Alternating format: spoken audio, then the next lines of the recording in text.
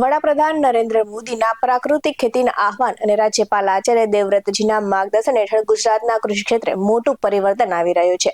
તો પાટણ જિલ્લાના આવા જ એક જાગૃત ખેડૂતે ઝેરમુક્ત ખેતી અપનાવીને અન્ય ખેડૂતો માટે ઉદાહરણ પૂરું પાડ્યું છે. કેમ કરવામાં આવે છે પ્રાકૃતિક ખેતી, જોઈએ આ અહેવાલમાં. નમસ્કાર દર્શક મિત્રો, બેસ 9 ટીવી ન્યૂઝમાં આપની સાથે હું છું નેહા પટેલ. આધુનિક યુગમાં વધુ ઉપજ અને ઝડપી નફાની લાલચે રાસાયણિક ખાતર અને જંતુનાશકોનો અતિશય ઉપયોગ થતો રહ્યો છે. તો પરિણામે જમીનની ઉર્વરા શક્તિમાં ઘટાડો, ખેતી ખર્ચમાં વધારો તેમજ માનવ સ્વાસ્થ્ય પર ગંભીર અસરો જોવા મળી રહી છે.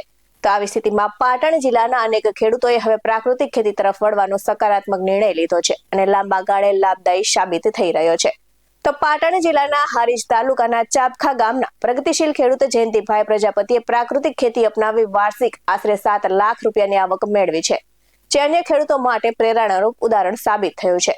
તો આ અંગે ખેડૂત જયંતિભાઈ પ્રજાપતિ જણાવે છે કે તેઓ છેલ્લા 7 વર્ષથી રાસાયણિક ખાતર અને દવાઓનો સંપૂર્ણ ત્યાગ કરી દેશી ગાય આધારિત પ્રાકૃતિક ખેતી કરી રહ્યા છે અને તેમાં તેઓ ચણા, ઘઉં, અડદ, તુવેર જેવા વિવિધ શાકભાજીની ખેતી કરે છે. સાથે જ બાગાયતી ક્ષેત્રે આંબા, જામફળ, ખારેક અને લીંબુ જેવા પાકોની પણ સફળ ખેતી કરે છે.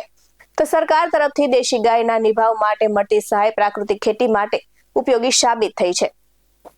તો તેમણે વધુમાં જણાવ્યું છે કે પ્રાકૃતિક ખેતી દ્વારા જીવામૃત, ઘન જીવામૃત અને દેશી બીજોના ઉપયોગથી ખેતી ખર્ચમાં નોંધપાત્ર ઘટાડો થયો છે અને જમીનની ઉર્વરા શક્તિમાં વધારો થતા પાકમાં વધુ સ્વસ્થતા અને ગુણવત્તાવાળો બન્યો છે, જેના કારણે યોગ્ય ભાવ મળતા આવકમાં વધારો થઈ શકે છે.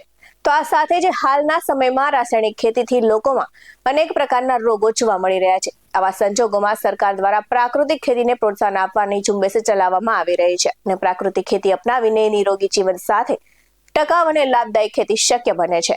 તો અંતમાં ખેડૂત જયંતિભાઈ પ્રજાપતિએ રાસાયણિક ખેતી કરતા અન્ય ખેડૂતોને પ્રાકૃતિક ખેતી અપનાવવા માટે આહવાન કર્યું હતું અને પ્રાકૃતિક ખેતી દ્વારા ખેડૂતો આત્મનિર્ભર બની શકે છે તેમજ પર્યાવરણ અને આવનારી પેઢી માટે સ્વસ્થ ધરતીનું નિર્માણ શક્ય બને છે. આ સાથે જ સાંભળીએ પ્રાકૃતિક ખેતી કરતા ખેડૂત જયંતિભાઈ પ્રજાપતિ પાસેથી. મારું નામ જયંતિભાઈ ભીખાભાઈ પ્રજાપતિ છે.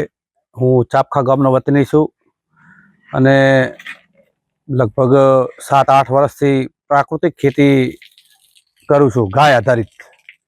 અને મારા પાસે 25 વર્ષથી ગાયો 3 છે અને ગાય આધારિત પ્રાકૃતિક ખેતી કરું છું.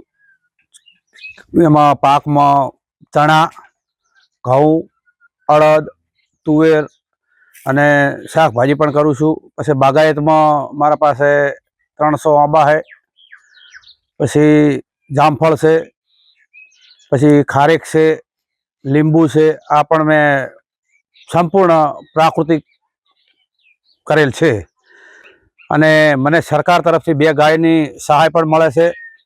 અને હું લગભગ 7 વર્ષથી બિલકુલ યુરિયા ખાતર, DAP કે કંઈ રાસાયણિક દવા કંઈ પણ વાપરતો નથી અને હું આત્મા સાથે સતત 8-10 વર્ષથી જોડાયેલો છું અને મને આત્મા તરફથી તાલીમો પણ ખૂબ મળેલ છે. વાર્ષિક આવક અમારી 6-7 લાખ રૂપિયા છે. રોગ એટલા બધા વધી રહ્યા છે કે નાની ઉંમરમાં એટેક આવે છે, કેન્સરના રોગો પણ ઘણા થયા, કોઈને કિડની ફેલ થઈ જાય છે. આ બધું અત્યારે રાસાયણિક ખાતર બહુ વાપરવા લોકો બહુ બેફામ વાપરે છે, એના કારણે આ રોગ વધી રહ્યો છે. એટલે અત્યારે સરકારની એવી ઝુંબેશ ચાલે છે, સરકાર ખૂબ આના પાછળ ખર્ચો કરે છે કે પ્રાકૃતિક ખેતી તમે કરો તો તમે નિરોગી રહેશો. એટલે અમે પણ એક જાણવા અમને મળ્યું કે ખરેખર પ્રાકૃતિક ખેતી કરવાથી સારું પણ એવું ઉત્પાદન પણ મળે છે. એટલે મારી પણ એવી સાહેબ અપીલ છે કે હું પણ આ પ્રાકૃતિક ખેતી કરું છું અને બીજાને પણ હું સલાહ આપું છું અને મને આનાથી ઘણો ફાયદો થયો છે. આવા જ વધુ અહેવાલ સાથે ફરી મળતા રહીશું. તમે અમારી YouTube ચેનલને સબસ્ક્રાઇબ કરવાનું, અમને Facebook અને Instagram પર ફોલો કરવાનું ભૂલશો નહીં. બાકી નવી અપડેટ્સ મેળવવા માટે આપ જોતા રહો બેસ 9 ટીવી ન્યૂઝ. નમસ્કાર.